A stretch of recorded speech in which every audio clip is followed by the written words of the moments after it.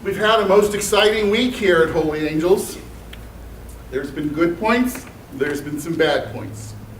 But one of the good points this week is we made it onto television. And some of you may have seen that broadcast on Tuesday afternoon.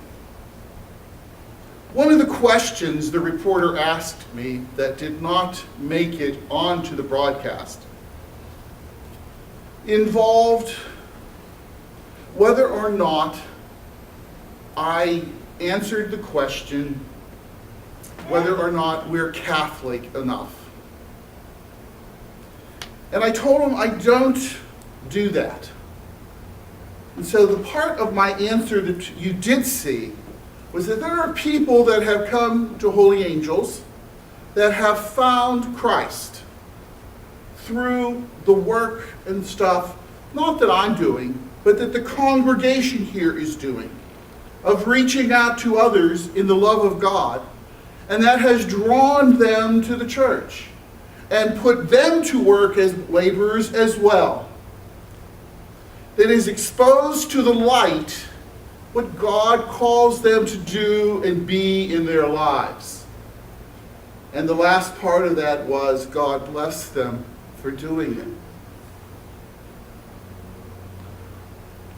Our scriptures today are about answering God's call, from David becoming a shepherd to a king, to someone following what Jesus told him to do and recovering his sight. God is speaking to each one of us today. He has not been silent. Many people will tell us that God's dead, that God has no relevancy in the world. But God is still speaking to us. And as we open our minds and our hearts to God, we start discovering what God is calling us to do. To be a faithful people, a people that love each other, and then go out and demonstrate that love. How do we do it? I can't tell you. Back in the 50s and 60s, as I was growing up, the priests and the nuns would tell us what we needed to be doing.